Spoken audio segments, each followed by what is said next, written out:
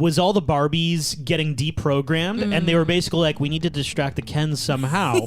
So they went with all the stereotypical BS that you can distract a man with. God, I loved it. Just act like you need help with something. And one of them like has Adobe. Yeah, she's like, I don't know how to work this. And some guy comes in to some Ken comes in to mansplain it to her. Welcome to the Rom-Com Rewind podcast. Hi, I'm Sarah. And I'm Devin. And like you, I love rewatching movies over and over again. You're here, you found us, you love romantic comedies, we do as well. So this is a show where we rewatch rom-coms, break them down a bit for you, maybe take a peek behind the curtain, dig beneath the surface, and decide, does it still hold up? Today we have a brand new movie. It's Barbie! And wherever you are listening to us, make sure you throw us a follow. As well, if you want to reach out about anything you hear on the pod, if you want to be, part of what we do, everything, all the discussions that kind of happen off the pod, happen on our Instagram account, at Romcom Rewind. We actually had a message from Helena.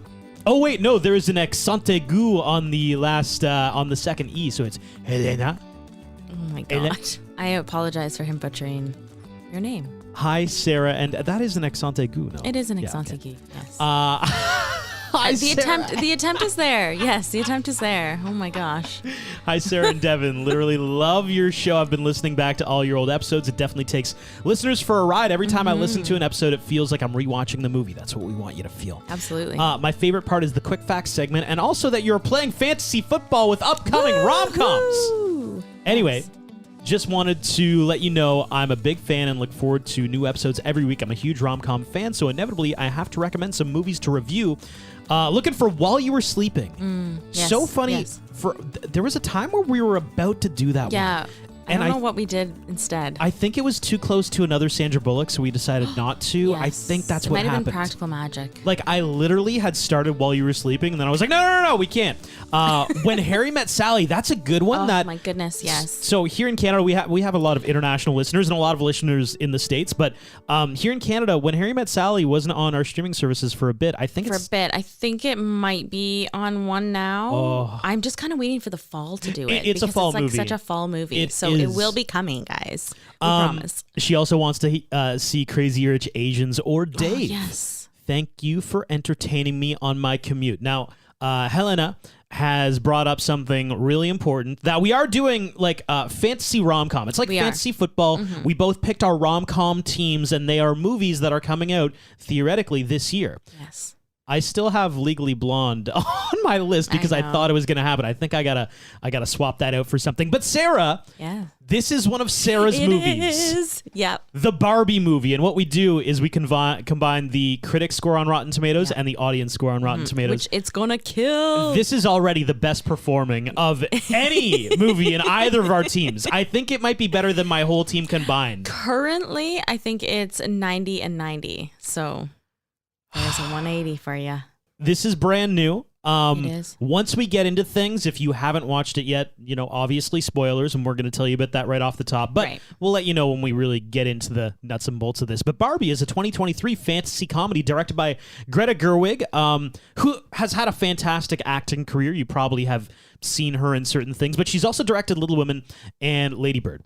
Barbie is the story of Barbie, played by Margot Robbie, and she is living in Barbie land. By the way, Margot is like your stereotypical Barbie because there are so many different Barbies, but she is your fundamental, who do you picture when you see Barbie? You picture this one, played by Margot. And she's living there with all the other Barbies, and of course the Kens, mainly played by Ryan Gosling and Simu Liu. Owen Allen, played by Michael Cera, is also there. But something goes wrong with Barbie, like Margot's Barbie.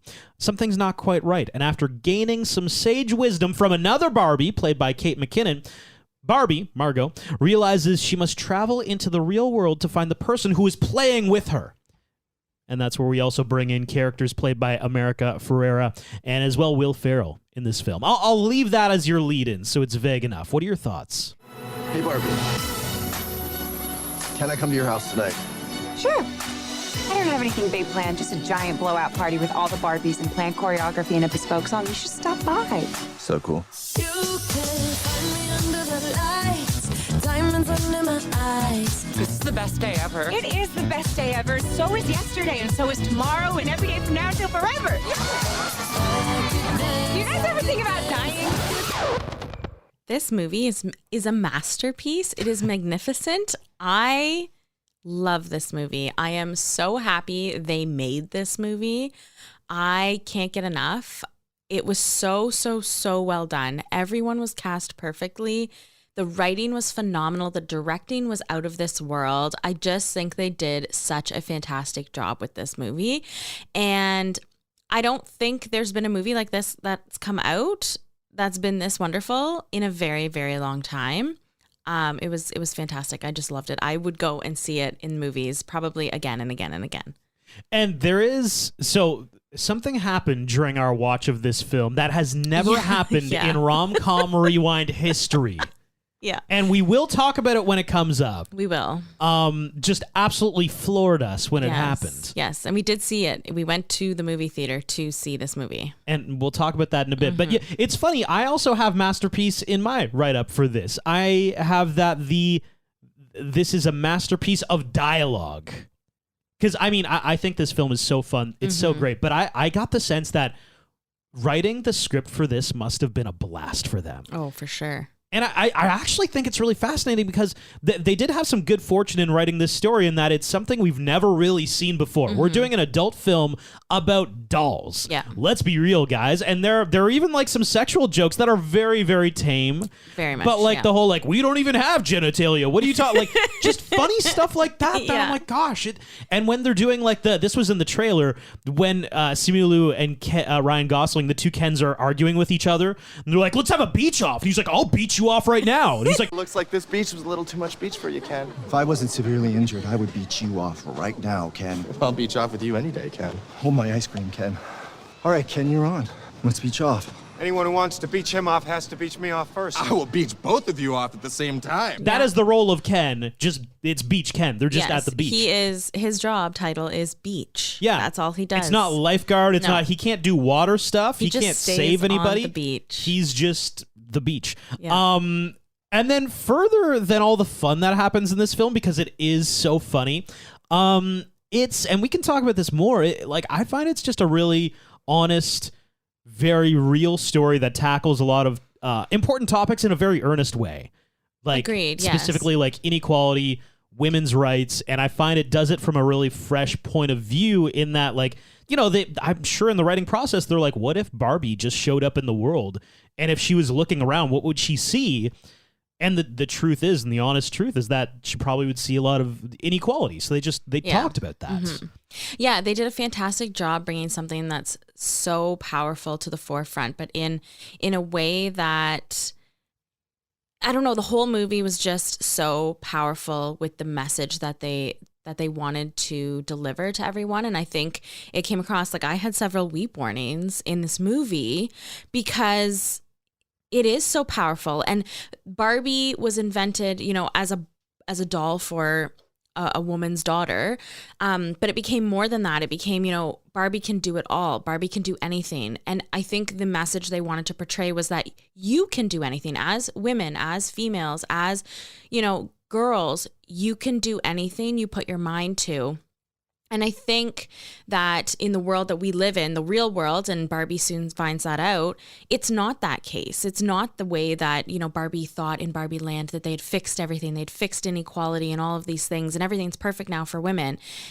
We have to fight for a lot. And it was definitely brought up in this movie in a way that was very, hit home.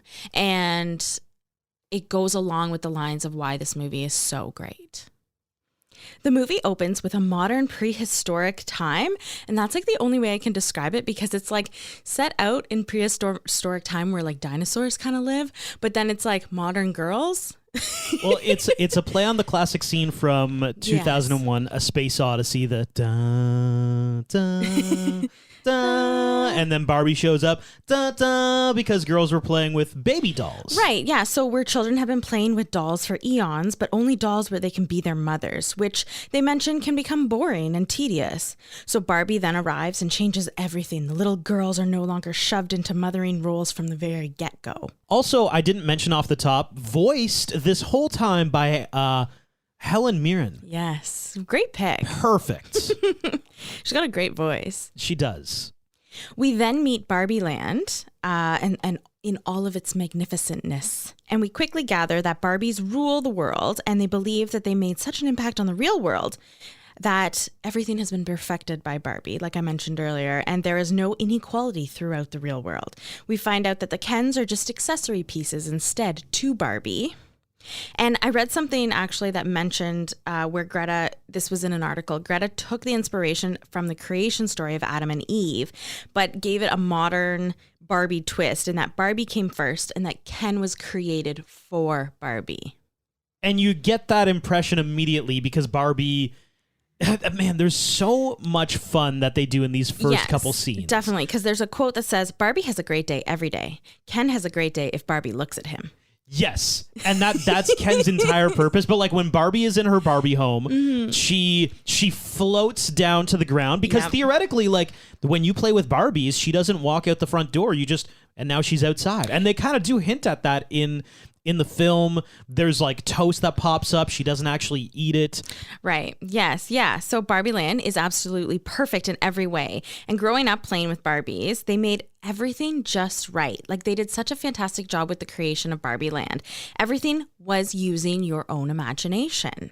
Her clothes were picked out for her. The shower didn't have actual water. Her breakfast was imaginary. She didn't actually pick it up and eat it. She picked up the milk carton and poured it in a glass, but nothing came out. She floats down from the top floor of her house to the road, which, by the way, Margot Robbie did all of her own stunts for this movie. And Barbie Land it's run by women. Every top job has a Barbie in it. Everything was built by them, run by them, for them. Ken's job, again, titled Beach. Just beach. And he was just jazzed if Barbie looked at the first interaction at the beach, because there are all these Barbies and all these Kens that Margot Robbie shows up. Hi, Ken. Hi, Barbie. Hi, Barbie. Hi, Barbie. Hi, Ken. I can. Hi, Ken. Hi, Ken. Hi, Ken. I got us both ice cream. Cool. Hi, Barbie. Hi, Barbie. Hi, Barbie. Hi, Barbie. Hi, Barbie. Hi, Barbie. Hi, Barbie. Hi, Barbie. Hi, Barbie. Hi, Ken. Hi, Barbie. And because Simu Liu and Ryan Gosling, they don't like each other. They don't get along. I love it. Because they love Margot Robbie and they want to be Margot Robbie's significant other, right? Extra, side piece. But this is actually one of my best scenes. And I have a lot of best scenes in this movie. Well, the definition would be that you only can have one. I can't for this movie. Right. I just can't. Sarah's breaking the rules. I am. I think I've done it a few times before, but this movie definitely deserves it. It was all over, the marketing for this, but it was, when you watched it on the big screen, it was just absolutely perfect. So at the beach, Ken asks Barbie if he can come by her house this evening, and she says, okay. I'm having a huge dance party with choreography dance, a whole thing. And this movie is so intentional with the way they do things. Like it was so, a choreographed dance. They went ahead and said it. They didn't actually just like show up and everybody just break out in the same dance that they all knew. They like mentioned it to say like, yes, there's going to be a choreographed dance at this big party that I'm having. And everyone's going to be wearing matching outfits that are all gold. Like just the intention done for this movie was so well done. And did they do everything from the point of view of like, if I'm playing with my toys and they're having dialogue, I would say it that way. I'd be like, hey, can I come over tonight? Well, yeah, I'm having a dance party tonight. And then you go to the dance party and they're dancing. It's kind of like how a child would play with the toys and what they would say to each other. Dua Lipa, Dance the Night is the song. That's like kind of the big song that came out ahead of this film. So of course it's all done to that. Most of the dance sequence was actually in the music video that came out ahead of time, which I found really cool. Cool. Yes. I didn't know that. It has been stuck in my head since we've watched the movie. It just like I keep singing it in my head. Yeah. Is that one of the best choreographed dance sequences in like it's up there I with think so. It's up there with 13 going on 30. I think it's better than Michael that. Jackson. Okay, better than that. I do think it's better than that, and I also think it's better than the 500 Days of Summer. I'm sorry. It. I do. Hall I think it and is. Oates, you make Yeah. my dreams come true, Sarah. I do think it's better. Just because you felt a part of it and you wanted to do those dance moves. I also want those outfits. I actually, when I was watching this scene, thinking to myself, okay, either this is going to be my Halloween costume or I have to find like a gold jumpsuit of sorts and do my hair just like Barbie did. Like, I wanted to be there. I wanted to be a part of it. So, I was gonna make this a game, but I'm quite sure we can just lock it in. Barbie is gonna be the most popular Halloween costume this think year. so. Like by a mile. Yeah, I think you might get some Mavericks, like Top Gun. You might get some, I don't know, I don't some think so. old school, like maybe Oppenheimer, maybe like older parties. Yeah, you might get that like a little adult bit. parties. But I like runaway number one is gonna be. It's already on like Pinterest and like Barbie core. People are searching Barbie core like 3,000% more than before. I mean, I might as well start, putting together my Halloween costume. We're both wearing pink right now, so we're getting there. Yeah. That evening at the house, every Barbie and Ken are there dancing away their lives and living their best perfect life. That is until Barbie stops and asks, Do you guys ever think about dying? everyone stops and looks at her until she brushes it off and the music comes back on and they all continue to dance and party. The next day, Barbie wakes up no longer feeling perfect, and to her demise, her feet fall flat. Dun dun dun. Her other Barbie friends tell her to go see Weird Barbie, and Barbie doesn't want to go, but she seems to be malfunctioning, so she makes her way there. To Kate McKinnon Yes, is the one who is the Weird Barbie. Now, Weird Barbie is weird because the owners played too hard with her. They cut her hair, colored on her face with marker, put her in a never-ending split. And I have to say, I know people who did this to their Barbies. I may have had one of these Barbies where I wanted to cut their hair. I never put marker on them. But the one, we had friends. Poor Barbie, We had Sarah. friends who literally took magic marker and drew all over them and cut their hair and then lit it on fire. It's So. very similar to Kate McKinnon's Barbie. Yes. It's also very reminiscent of Toy Story. Like they have those toys that were like little Frankenstein a little bit. Yeah. It is, totally. So Kate McKinnon's Barbie. Did you notice one thing in Kate McKinnon's Barbie's house? There was a dog there. It was, and it was pooping out eggs. Chocolate eggs. A real Barbie. Right. No, like that is a Oh, real that is a Barbie real that came out. Barbie? So I want Really? to talk about it throughout this film. You get sometimes God. very quick shots Yeah. of Barbies, and you're like, "Well, that was weird," and then they just move on. And all of the Barbies that you see in this film that might be strange or weird or odd, and later on they even talk about how some of them are just stupid. They existed. Those are real. God. And I want to talk about some of them right now. Okay. Why don't we start with that one? So there is the there was a Barbie that came with a dog, and the dog came with like biscuits that you would put in its mouth and it would poop them out. That's disgusting. Theoretically, that was Kate McKinnon's Barbie, Okay. who was I was played too rough with. gonna say, like, I would not have. I'm not surprised they took that off the shelves. Yes. Yeah. There's also, and you see her in this film, her name wasn't Barbie, her name was Becky, and she was in a wheelchair. Oh, right. And we see Becky in the wheelchair in this as like a Barbie, but she was Becky. And the hilarious problem with this is that obviously they were trying to be more equal with the Barbie and show diversity. However, she could not fit in the classic Barbie playhouse, which caused a little bit of outrage. Like you tried to create this diverse character, and it's like she can't even play with the other Barbies. Oh That my kind of sucks. Yeah. gosh. They didn't think that one through. They did not think that one through.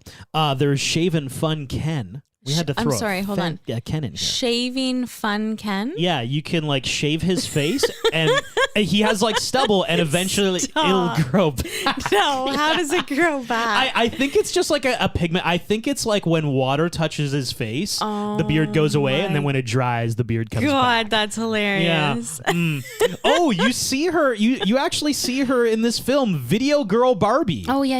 It's towards the end how she makes the joke. She's like, I have a TV TV on my back. That's not normal. Yeah. That was a Barbie. Came out not long ago when Oh my God. the whole like YouTube sensation, like, do you want to be a YouTube vlogger? Right. She has a camera on her effing chest, guys, and she has a video screen on her back. Oh my and you can God. take video like from her chest and you can see on the back. Oh, that's weird. Well, yeah, so It's like a GoPro, but Barbie style. it ended up being a little like, okay, this is basically like a little bit of a nanny cam, you know, like you can toss your weird. yeah, so people didn't love it for Weird. that. Yeah, no, don't like that. I'm just gonna say minimum wage fast food worker Barbie, but there was a McDonald's Barbie. Okay, Yeah. I think I knew that. Yeah. Founding father Barbie. Founding father Barbie. Interesting take on that. She looks Founding like George father. Washington, No, like with the no, curly hair and no, everything. Yeah, They should never have done It's a that. big nope. That's a no from me. Okay, like two favorites here. They didn't call her this, but I'm gonna call it Bird Attack Barbie. There was literally a Barbie where birds were like What? attacking her. Why? Guys, you can Google this. I'm This not is making horrible. it up. I This believe is- you. Yes. There was a Barbie where birds were Attacking her. It's like the movie Birds. Yeah, exactly. Oh, that's terrible. And then finally we have, I mean, she was in this film. Okay. Midge. Oh, Midge. Yes, was the pregnant Midge. Barbie. Yes. So she came out in like the 60s, I guess, and then they reintroduced her as pregnant Barbie. And I guess Right. genuinely, like, there was a baby in her belly. Oh my God. That, like, oh my God. When What? she was released, yeah, No. Could you see it? Like, Yeah. no. I think you could like take it out and it was a little baby, I Okay, think. and- With that one, with And Midge. Okay. interestingly, Midge was actually married to Alan. What? Yeah. Okay. It's like a deep story. They've made like a backstory. It's funny that they chose these two characters to make a backstory, but it's because of the controversy that they caused. Okay, can I ask a quick question? Sure. Is Alan your honorable mention? No. Okay, because if you did him, I wasn't going to do him, but No. okay, I just want to honorably mention right now, I've got another one, but Alan is so funny in this, played by Michael Cera. I mean, Michael Cera is kills me. hilarious. He is truly a gem. You know who he reminds me of in a few scenes? Hi, Barbie. Oh, hi, Alan. There are no multiples of Alan. He's just Alan. Yeah, I'm confused about that. In the Twilight movies, you know how like sometimes there would just be like the weird vampires in the Cullen family just like Yes. staring? Yes. Brooding, right? Brooding, like they yeah. were totally Yeah. brooding. There were a few scenes where like shit was going down, and then they'd cut to Michael Cera just like staring at everybody. Not a thought in his brain, I'm sure. Do you like know why like he was created to be Ken's bestie? Like not bestie, but like friend. Okay. They tried to like branch off, I think, and do like a different Ken, but like not have it as Ken, but as Alan. And I think it was like a colossal fail. I do remember hearing that like, oh, Michael Cera's in this as Alan because Yes. nobody really likes Alan or whatever. And I'm like, oh, okay, I guess And- Alan sucked. And then they tied him to a whole story of Midge. Like, I don't know. They kept him around.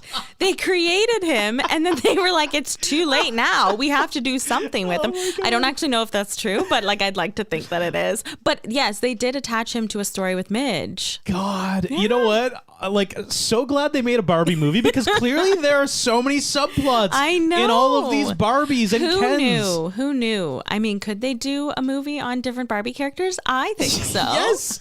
Well, I think I don't want to spoil anything, but I was going to mention this later, but they're already locked in on a sequel. Oh, really? They were locked in on a sequel like a month before this you know came what? out. They were talking about Margot Robbie and negotiating her salary, right? Cool. I think I'd love because that. like it's one of those few sure things in Hollywood where like the press and the hype ahead of time was kind of like, there's no way this isn't a hit. Well, they did. They tried to lock it in. They did a genius job of marketing for this movie. Yeah. I don't think I've seen a movie in a very, very long time with such fantastic marketing. Yeah. So good on them. So those are your weird Barbies. Oh my many God, of which those are seen in hilarious. this film. I think my favorite is the dog pooping the biscuits. Yeah. I don't know why. Kate McKinnon's Barbie, theoretically. yeah. That dog is in the house. Oh my God. It just like kind of walked across, bloop, bloop, bloop, Yeah, bloop. so weird. So weird. Yeah. And now so we're meeting Kate McKinnon's We character, are. who is the weird Barbie. She did such a good job in this Ugh. role. That's kind of the perfect role for Kate McKinnon. Like We just want you for like 2 scenes and just be really weird. Like you're just the strange thing, you know? She did such a good job. Oh my gosh. Yes. So Kate McKinnon's Barbie tells Barbie that she needs to go to the real world, find the girl who's playing with her. She will fix the flat feet. And Kate McKinnon's Barbie kind of says like, it's going to get worse. It's going to get bigger if you don't fix it now. We need to fix this and bite it in the butt now. So Barbie doesn't want to go. And Kate McKinnon kind of gives her like, you know, you could go back to Barbie land and pretend nothing happened or go to the real world. And she gives her a Birkenstock. And Barbie says, oh, I'll take Barbie land. She's like, no, you don't actually have a choice. You have to go to the real world. You're going to the real world. Get going. And she's like, how do I do it? Well, you have to do this and this and this and this. And like, there's tons of different modes of transportation that Barbie has to take in order to get to the real world, which I loved the nod to. I was going to say, those are all classic Barbie vehicle accessories, right? I had the actual, like I had the pink car. The classic. The classic pink car. And I always wanted the camper van. I don't know why. Oh, really? Yeah, I always wanted the camper van. I remember seeing the snowmobile somewhere. Really? Okay, I was like, oh, that's cool. I never saw that one. Okay, so she does all those things to end up at Venice Beach. Yes, but before that, Ken hitches a ride. Yes, she's driving out of town in the Barbie vehicle, and Ken pops up and says, "I'm coming with you." And she reluctantly says, "Fine. Did you bring your roller skates at least?" And he did. So they make their way. He never leaves home without them, Sarah. I know the lines, the timing of these jokes kill me. So yes, they make it through all of the different things: snowmobiling, boating. I loved the boat as well. Camper van, the bicycle through Amsterdam, all of these things, modes of transportation to get to the real world, to end up, like you said, Devin, at Venice Beach.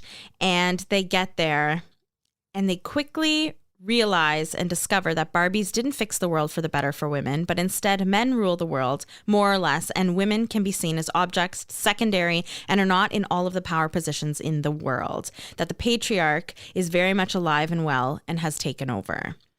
And we have Ken here, who's kind of like both of them are like, wow, the energy's different here. And Barbie's like, it's uncomfortable. Yes. I don't like it. I feel like I'm anxious. I'm fearful. I'm uneasy. I'm sad. Whereas Ken is like, I like this. This is great. They go to they go to a construction site because Barbie's like, we're just going to get some good female energy over there. Nope, it's all dude. They're making sexual jokes at them. Yes. That most of them fly over both of their heads. Yeah. But Ken is... I think you're making suggestive innuendos, and we don't have those parts. Yeah. I think you're making an entendre of doubles. Oh my God. A double, and I don't think... Yeah. Yeah, it was so funny. So Barbie even develops feelings for the first time. And she even has her first tears.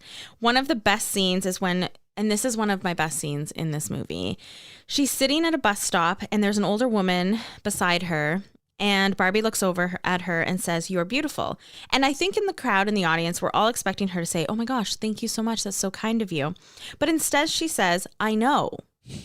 This moment right here is what this movie is all about. That even though the patriarch is alive and well in the real world, there are still women who know their worth and value and don't let anyone else bring them down. I teared up in this scene. Oh, a weep warning for Sarah. Yes. We haven't had weep warnings in a while on the pod. I know. It was just so powerful because she's like, "I know." And it's like, yeah, you go, girl. Like, you know your worth. You know your value in this crazy world that we live in. And I just thought it was really powerful. And it was also like, let's be real, it was an older woman. She was very wrinkly, and it's kind of like beauty is not... Yeah, and I think actually Greta was kind of said, you know, if you need to cut things from the movie, you can cut this scene. And she's like, no, this is what the movie's about. This is what the movie, without it, yes, it doesn't change the plot. It doesn't, you know, make anything shift or there's... But it's a powerful message that I want to keep in the movie. And so she fought for it. She fought for actually a few scenes in the movie that they kind of said, oh, maybe we should go a different direction, or maybe we should, you know, change this up or whatever. And she fought for every piece of this movie to be the way that it was, which I think is really powerful. So Barbie has found the girl playing with her through a connection of memories that she has when she closes her eyes. She heads to the school with Ken and they find this girl. Ken goes off to the library to read some patriarch books. And I think it was, I want to find books on trucks and horses. Yes. That's kind of like what he's found to be the essence of manhood. Because in Barbie Land, he's just Ken, like we said. Now he's in the real world and he's like, oh my God, I can do anything. I'm the guy. Yes. In the real world, Ken can do anything. And in Barbie Land, Barbie can do anything, right? And so he goes to read some books and Barbie goes to speak with Sasha, the girl who's played with her. She gets reamed out by Sasha, telling Barbie that she was a fascist, that she was created so that girls could feel bad about themselves, and she's all about capitalism and everything like that. She gets reamed out. Barbie runs away crying, and she's taken while sitting on a stoop, taken by the company Mattel because they want to put her back in the box to solve the problem of her being in the real world so she doesn't shake things up for the better for women. Yes, well, and the CEO of Mattel, played by Will Ferrell, he found out that Barbie had made his way into her way into the real world, so he dispatched some people to grab her.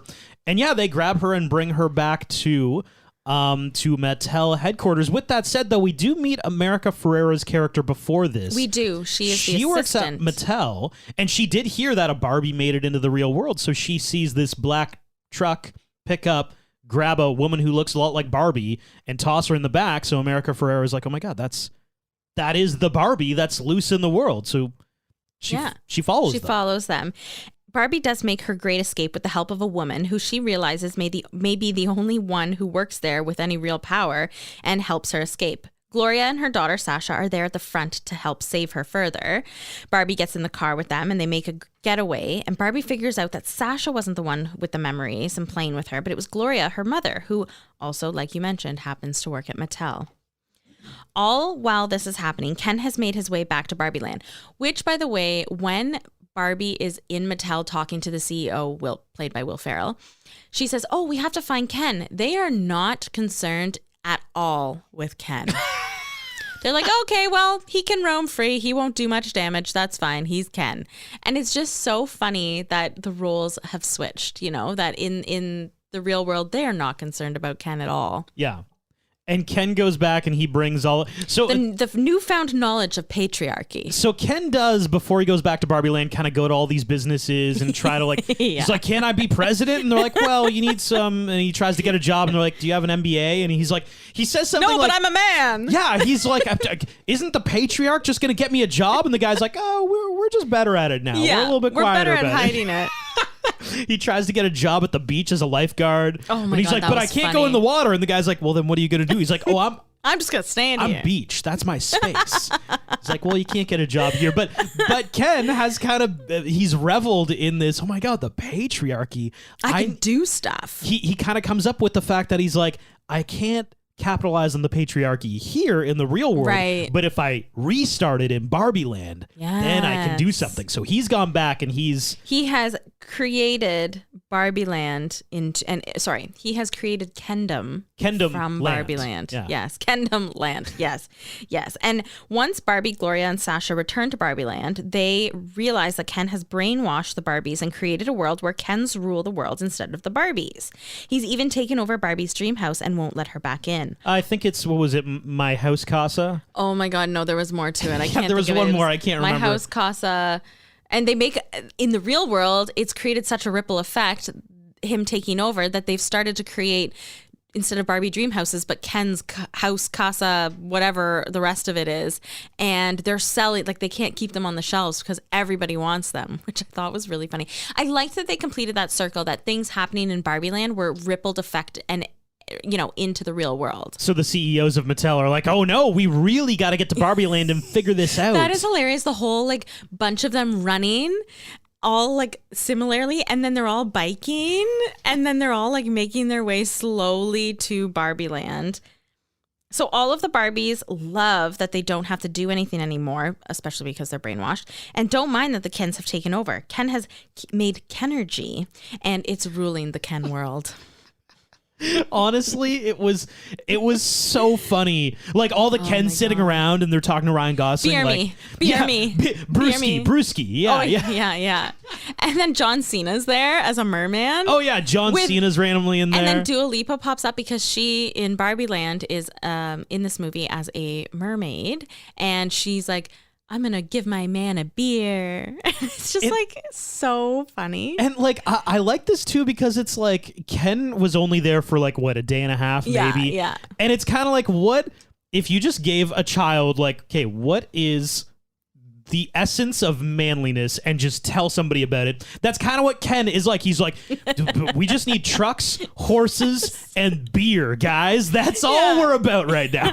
Yeah, Gloria even says like, oh, I haven't seen that vehicle before. And it's like a Hummer. Yeah, exactly. So Barbie gives up and she says, you know, she's not beautiful anymore. She can't go on to fix everything because she's just stereotypical Barbie and has no skills. And Gloria and Sasha leave because Barbie won't let them help her. But as they're going to leave, Alan actually is a stowaway in the car and pops up and beats the construction workers. I think this went under like the radar in the movie theater because I wanted to laugh so much harder at this. When Alan says they're at the sign leaving Barbie Land and going into the real world, and Gloria has pulled over the car and they're sitting and they're talking, and Alan's like, you know, when the Kens figure out to make the wall not up but across, they won't let anybody in and out of Barbie or Kendom. I died because they're so like they've made every piece of this movie. They're showing how stupid they can be. It's so funny. They're building a tower, not a wall. And he's like, once they realize to go horizontal, it's game over. I just couldn't stop laughing at that because I'm like, this joke was underrated. That's the dialogue here is a masterpiece. You actually need to pay attention because you're gonna miss really funny jokes. Oh yeah, like it was so funny. So Alan beats up the construction workers, and then Sasha says to her mom, you know what, we have to go and help Barbie Land. We can't make it turn into Kendom. Ken went ahead and made like a constitution change where all the Kens are going to go and vote that all the Barbies will no longer be in seats of power, and the president will be, you know, forever a Ken, and all the jobs will be Kens, and the Barbies will be a side piece, essentially. So the three of them and Alan head to Weird Barbie. So Sasha and Gloria go and pick up the Barbie. Even though Barbie doesn't want to do anything or help, she goes along with them and Alan to Weird Barbie's house. When they get there, Weird Barbie and a few other Barbies are trying to deprogram and de-brainwash a fellow Barbie. Even Barbie herself is still not herself. Gloria then has the best monologue. This is truly my best scene in the entire movie. Okay. Where she says, being a woman is hard. It's impossible. You have to be thin, but not too thin. You have to be a boss, but not bossy. You know, and she goes on to this like minute-long real talk of how being a woman is a struggle, and it deprograms the Barbie. And our Barbie realizes that we need to fight back. We need to start to deprogram all of these Barbies and get Barbie Land back. They use the Barbies that have been de-brainwashed or deprogrammed to lure the Kens away from their own Barbies, and they kidnap those Barbies so that Gloria can deprogram them, which works. And this, I'm just going to cut in quickly because this, off the top of the pod, we said something has never happened in rom-com rewind history. Yeah. It's about to happen, ladies and gentlemen. Just to set the scene, we're sitting there in this theater. We're enjoying our movie. So much. Locked in. Yeah. It's a fantastic film, and continue on, Sarah. The moment's about to happen. So one of the last steps in order to gain Barbie Land control for the Barbies, stereotypical Barbie goes to see her Ken at her own dream house. She gets there and pretends that, you know what, Ken, I want to be more than just friends. I want to be your side piece, girlfriend, whatever else. And he goes around the corner and he says, "Sublime!" And then he comes back out. And the power goes out. And the power goes out. The power went out at the movie theater we were at. The movie theater went out. It went out, and we all just sat there. And at first, I was like, is this part of the movie? No, yeah, all the lights go out too. That would be amazing. And it did. It was not. The generator kicked on, but the movie never came back on. We were in like an older theater because they have really comfortable like lazy boy chairs. They like recline. It's wonderful. That's our theater of choice. Yeah. I gather not the most updated of equipment though. Probably not, because they couldn't restart the movie, guys. Yeah. So we sat there for 50 minutes. Imagine our dismay We're watching this fantastic film. We're gearing up. Like, I was writing notes and stuff. yeah. And we were so engrossed in what was happening. And then we honestly sat there for 45 minutes and they were like, straight up, we don't know if we will kick this on. There were people watching Oppenheimer in the theater beside us pissed off too. Like, everybody was upset. Three of the six theaters came back on. But Oppenheimer was like an hour behind. Yeah, they restarted so that those one. people were pissed as well. Yeah. So essentially we got our money back, and then we watched the ending on like people just uploading stuff on TikTok, basically. So we will continue through the end of the film. We will. With that said, my best scene just happened. Oh, okay. My best scene was all the Barbies getting deprogrammed, and they were basically like, we need to distract the Kens somehow. So they went with all the stereotypical BS that you can distract a man with. God, I loved it. Just act like you need help with something. And one of them like has Adobe. yeah, she's like, I don't know how to work this. And some guy comes in to some Ken comes in to mansplain it to her. Another one is like, what are you guys watching? And he's like, yeah, The Godfather. She's like, I've never seen this before. He's like, oh my God, let me tell you all about it. And that's how they're sneaking the other Barbies out of the situation so that Gloria can deprogram them. So funny. It's all the most. There was even one wearing glasses, and they're like, I don't know if I'm pretty enough. And the Ken just takes off her glasses. And he's like, there you are. It's like a total she's all that moment. It is. Yeah. It's all just the stereotypical stuff. But anyway, so then the sublime moment happens. The movie theater loses power. But then, okay, so we can continue on. Okay. What occurs, from what Sarah and I missed, is that essentially the Barbies do, figure out a way to trick the Kens. What they were trying to do doesn't follow through. Right. It ends up that they get Barbie Land back. They get Barbie Land back. Barbie and Ken apologize to each other and acknowledge each other's, their failings. Ken kind of laments that he has no identity or purpose without Barbie. Barbie encourages him to kind of find some autonomous identity. Go find out what your Kenergy is. Find your Kenergy. And it also inspires the other Barbies to see their error in that they kind of, like the weird Barbies were kind of sectioned off in a corner. They wanted to, bring them into to everything in Barbie and the Land. Sugar Daddy Barbie or Sugar Daddy Ken. That was a weird one. Yeah, it wasn't on my list. There was also Earring Magic Ken, Sugar Daddy Ken that I didn't mention. Yes. Yeah. When I was doing that list. And then we get this really important piece at the end. Right. Yeah. So the piece at the end is when we actually see the woman who helped her escape in the beginning, and her name is Ruth Handler. Ruth Handler is actually the inventor of Barbie. She invented it for her daughter Barbara, and her son's name was Ken, and that's where Barbie and Ken came from. And we see this ending piece where they're speaking to each other, and Barbie says, what's my ending? What? And she's like, you don't have an ending. It's whatever you want it to be. And Ruth says to Barbie, we mothers stand still so our daughters can look back to see how far they have come. And I just thought that was such a powerful quote, and it was so well done and well written. And Barbie says, okay, and she gets to decide whether she wants to go back to Barbie Land or whether she wants to, have a life for herself. She decides that she is going to stay in the real world with Gloria and Sasha and Gloria's husband. And it's a wonderful ending. She goes into this building and goes up to the desk, and they said name, and she says Handler, Barbara. And so she's using Barbara as her first name. The woman behind the desk says, why are you here? And she goes, I'm here to see my gynecologist. And this is such a funny way to end the movie. And I did read that Greta wanted to end this movie on a mic drop, really hilarious note and a quote. And it's also to show that, Barbie can do anything, and that we are so sometimes, we don't want to talk about things of women. And that's what she said. Greta was like, growing up, I never wanted to talk about, lady things or womanhood and whatever. But she said, I hope that this helps, say, well, Barbie can do it too. I can do it. And that's kind of the way she wanted to end this movie, which I thought was really nice. Before we jump into quick facts, Mattel has, first of all, they've confirmed that there's going to be a sequel of this. Yeah. They've also talked about how they want to do this with more of their products. Right. Oh my gosh, yes. So I think we can play a game. I'm going to go through toys, okay, inanimate objects, games that they could or should do a movie on, and maybe we can pitch some ideas back and forth. Okay. Let's start with Mattel specifically.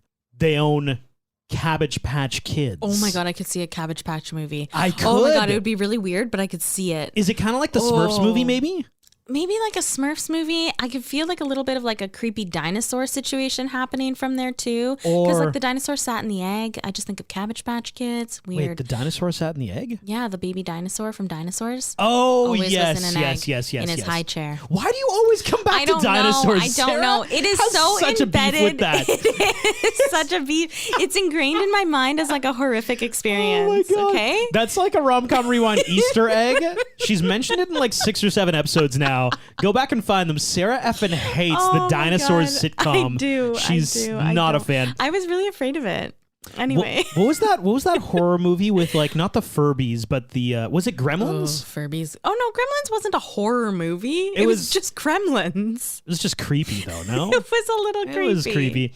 Mattel also owns He-Man and the Master of the Universe. Oh, I definitely could see something. I feel like they've done animated before. Yes, they have. Yeah, they would definitely do a live action. I think they could do that. They could also do She-Ra, Princess of Power, as well, right?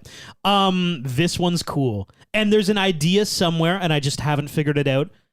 Polly Pocket is owned by Mattel. Okay, I saw TikTok on this saying that yes, Mattel owns Polly Pocket, and that I think there's an idea being conceived by some writers or something in a back room somewhere of Polly Pocket becoming live action. I do recall seeing a TikTok of something happening with that. So I don't know. We'll see, but I could see that happening for sure. Like, is it... They're drawing on all the nostalgic generation. Like, are they living in a girl's pocket then? Like the world Maybe, of Polly is it like Pocket the Lorax, where like they're in like a thing, but in a thing? Whoa. Maybe, yeah. Hot Wheels is probably Wheels. Like, I immediately think they did Cars with Pixar. I was gonna say, and they had such success with Cars. Like, people loved Cars. People loved Cars. So they could do like a Hot Wheel, like with like a little edgy, story. Mm-hmm. So now, and Mattel has been in so many different things, like all the Pixar stuff, all the Disney stuff. Like, they were the ones who made a lot of Harry Potter. They did the action figures for Harry Potter. So like, there is all that. I'm not really going to get lost in the weeds on that because we could go on forever. Halo, but like in terms of toys and like just like stuff that they could definitely do something with that hasn't been done before. Rock'em Sock'em Robots. Oh my God, Rock'em Sock'em Robots. I love those, like the little like exactly. You have to press the button. Exactly. It's like Hungry Hungry Hippos, but like fighting. Yeah. Could they do something there? I don't know. Oh, I don't know. Maybe. And they like get into, yes, they could. I'm like conceiving an idea in my head right now. Yeah. And they get in, what is it, like a... It's like kind of like a Pacific Rim. I was going to say, are you going Pacific Rim here? Like a boxing situation where like there's like an actual human or something and they step into the ring, into like this, like into the Rock'em Socket robot and then they fight each other in the ring. Yeah. Okay. Mattel also did the toys for Rugrats. Oh my God, Rugrats. Could there be like an actual Rugrats movie? Weird. They look so tired, the parents. And they're only like I read something on this saying that like they're only in like their early 30s and they look so much older. And we're also parents. I know. How bad do we look right now? Oh my God, I don't know. Do we know. look as bad as the Rugrats parents? I hope not. Ooh. Oh my God, that's so funny. The Rugrats. I actually really liked the Rugrats growing up. Anyway. Mattel also did Jack in the Box. I don't know what you'd do with that. Creepy, no. The Wild Thornberries, they did the toys for. Oh my God, stop it. I love the Wild Thornberries. Sarah loves the Wild Thornberries. Nickelodeon. I was a Nickelodeon kid. So do Nickelodeon and Mattel team up with... That would be really cool. I think that would be really, really neat. I love that. I could see like so many things coming. Hey Arnold. Is Hey Arnold one of the... There was a Nickelodeon thing. So they didn't have any Mattel toys. I was just looking at Mattel toys and they end up doing a lot of collaborations with like Batman and stuff. So okay, can we throw some non-Mattel toys out there? Okay, let's do it. Like, could you do a Guess Who movie? Yep. You could. That would be really cool.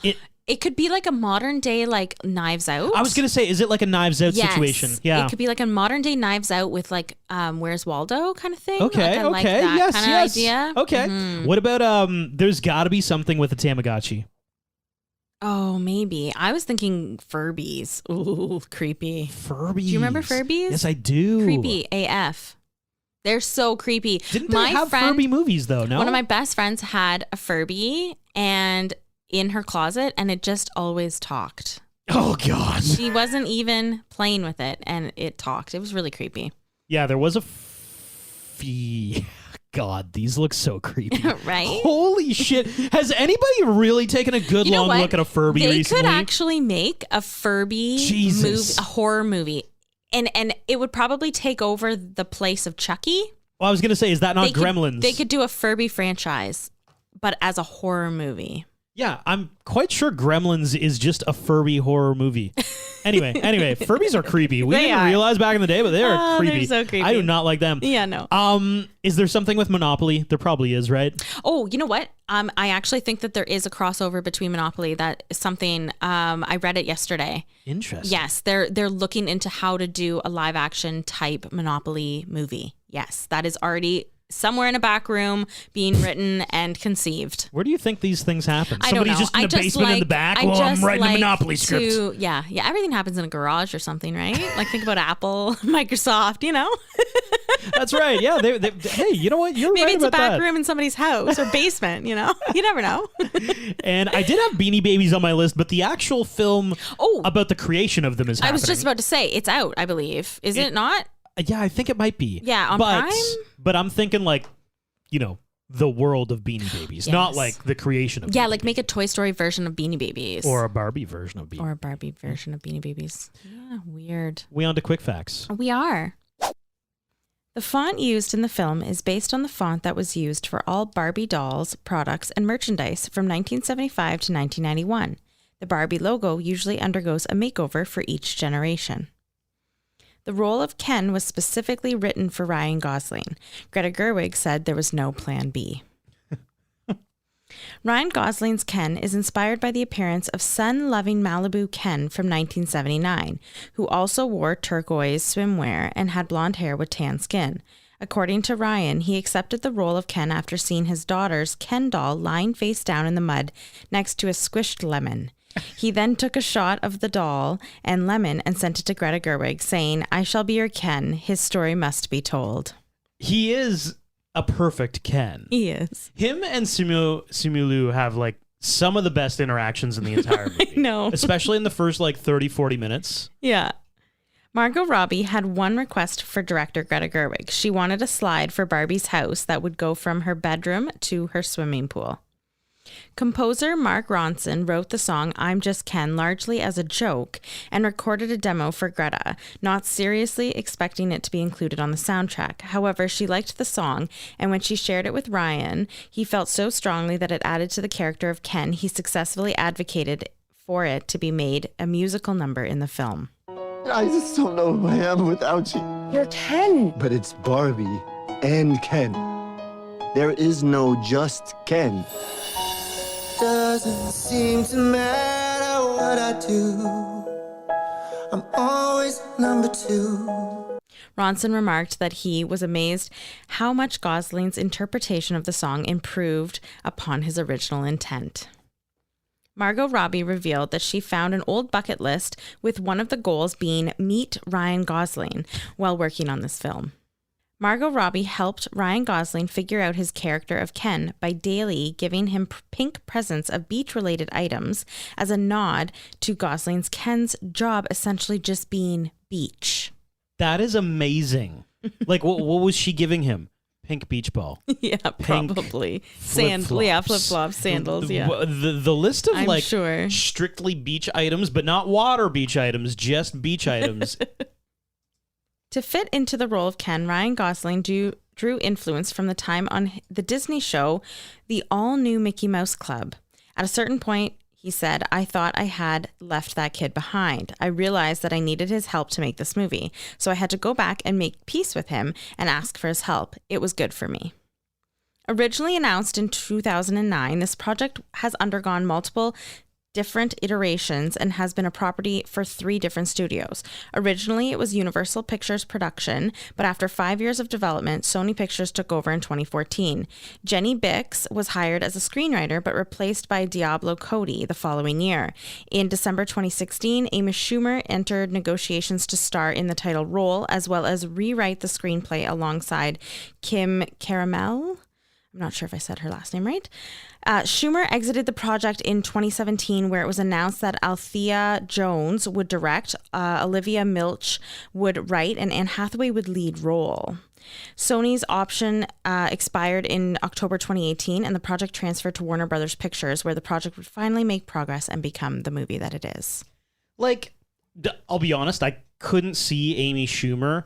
Anne Hathaway is close, though.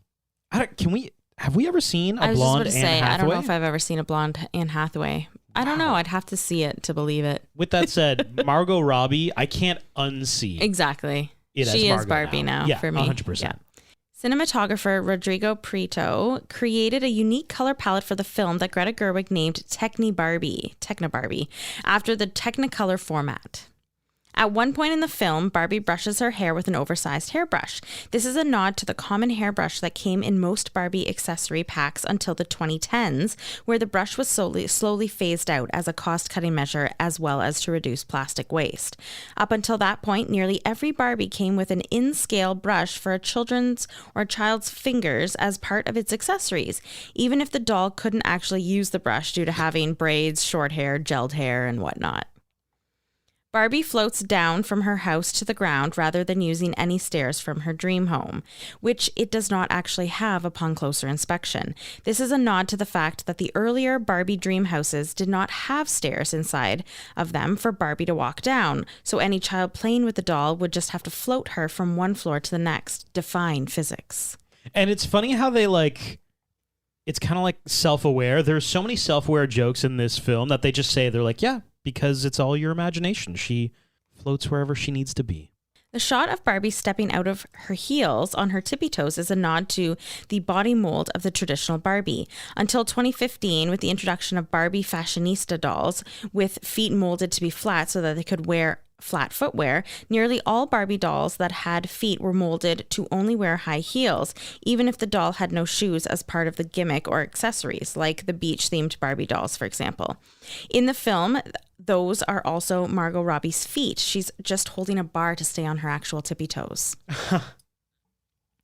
This will mark the first time Barbie appears in a theatrical live feature film, as opposed to her animated appearances in the direct-to-video films and television specials. But this does not include the 2 animated films, Toy Story 2 as well as Toy Story 3, which are from Disney and Pixar and only used by permission from Mattel. In fact, Barbie was going to appear in the first Toy Story from 1995 as the love interest of Woody until she got replaced by Bo Peep, since Mattel refused to let her be in the film.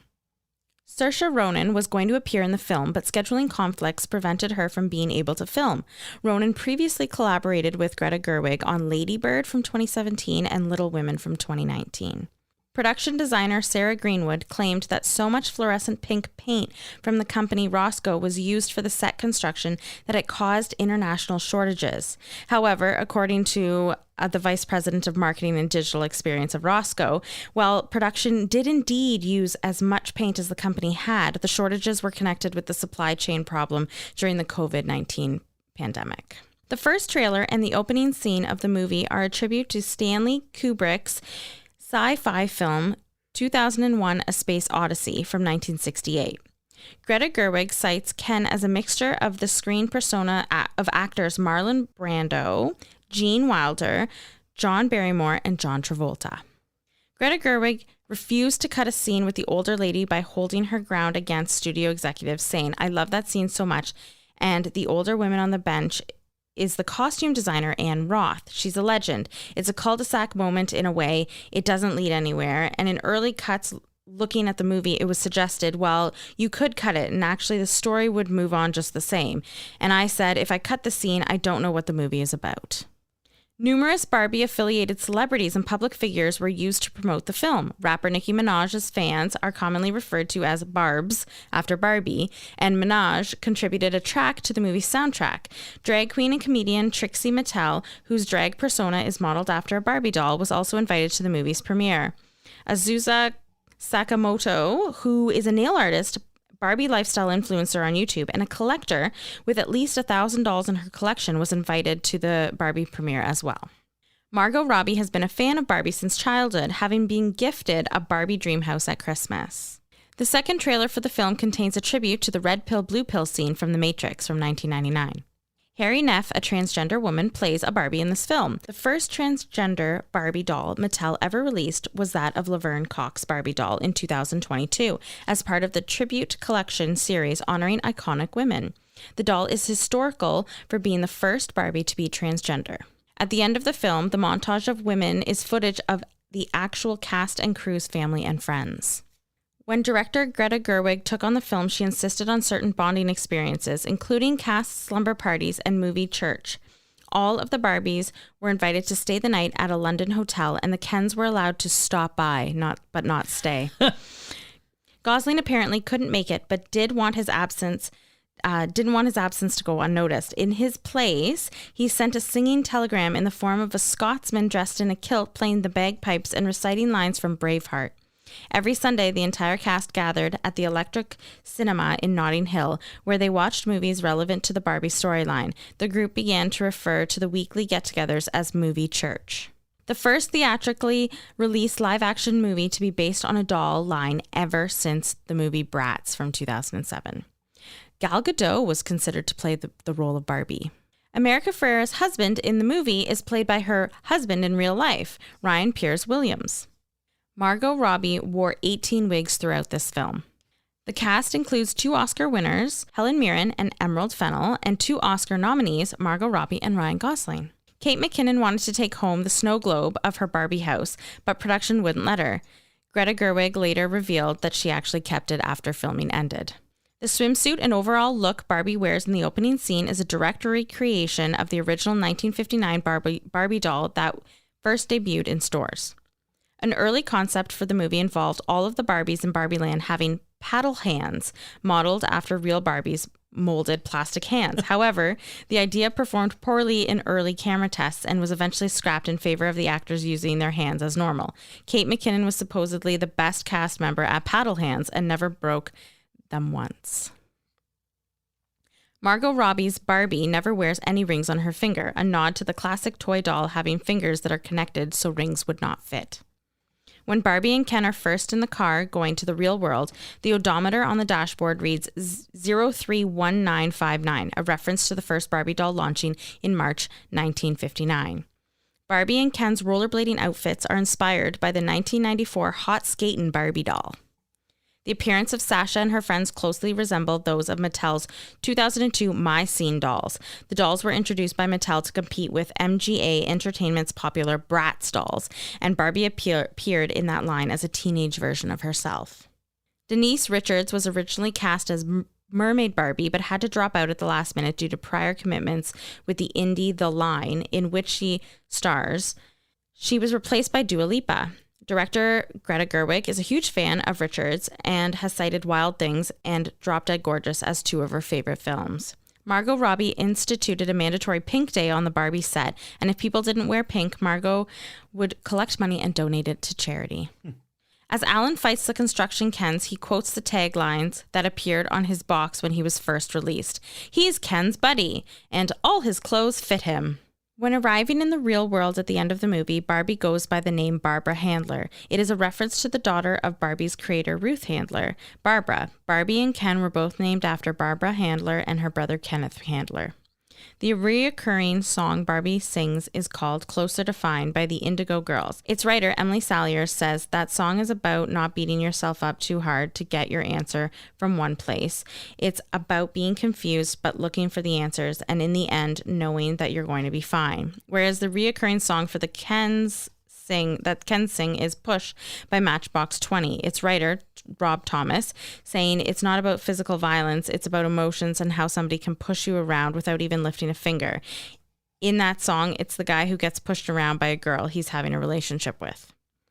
Barbie's car was operated by a remote control transmitter.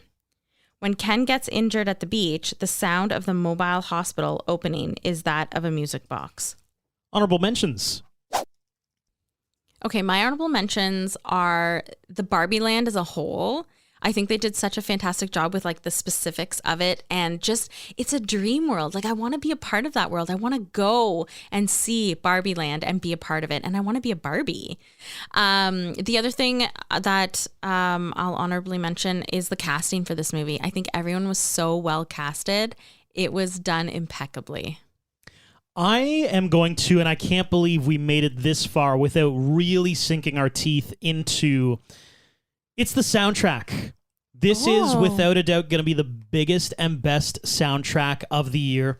Even like there's such small things. So Mark Ronson produced it, by the way, along with a few other people. But like, remember that song like Pink, where she's like, it's Barbie starting her day, and the lyrics actually change after she starts to lose her sparkle.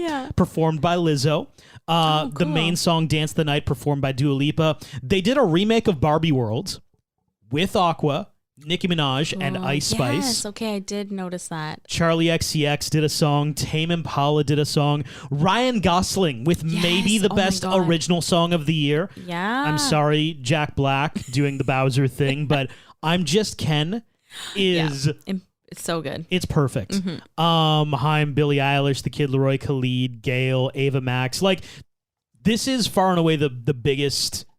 It's the biggest soundtrack we're going to see this year. It's probably the biggest one, I'm going to say, since Guardians of the Galaxy Volume 1. That one was a good one. I have that one on vinyl. That one, but that wasn't original music. That was all licensed stuff that they just made into a soundtrack. I think in like, as a full original album, this is massive. Yeah. It's huge. It was really, really good. What should have beens? I have no what should have beens. My what should have been is obviously that the power should not have gone out at the movie theater while we were watching this. Obviously. That is what, yeah. I'm with you on that. And overall rewatchability. Okay, so my rewatchability is 5, 5, 5, 5, 5, 5 for an overall score of 5 out of 5. I'm sorry. I have to give it all 5s. Okay. That's monumental, Sarah. It is monumental. To give something nothing but 5s. That means it is a perfect film. Yes, I loved it. Okay. Even with the power going out. I think I've only given 2 5 out of 5s ever. Yeah. Crazy Stupid Love, 500 Days of Summer, I feel are the only two. And maybe one more, but yeah. I'm going to give Chemistry a 5 out of 5. Okay. Cheese is a 5 out of 5. Perfect cheese on this film. It was perfect which cheese. never happens. Soundtrack, obviously, 5 out of 5. Imagination, clearly a 5 out of 5. Thirst factor, a 5 out of 5.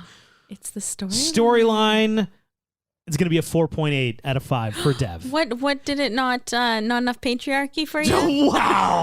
And I've been so nervous to reveal that I gave that a 4.8 because I knew I was going to hit something like that. Listen. I'm kidding. 4.8 out of 5 is really good. Unbelievable, guys. Not perfect, but it's okay. For an overall score of 4.96 out of 5. Oh gosh. This has been the Rom-Com Rewind of Barbie the movie. If you've heard anything on this podcast you want to talk more about, that's great. Even if you disagree with us or me or my score, whatever. At Rom-Com Rewind on Instagram. Throw us a follow. Thanks for listening.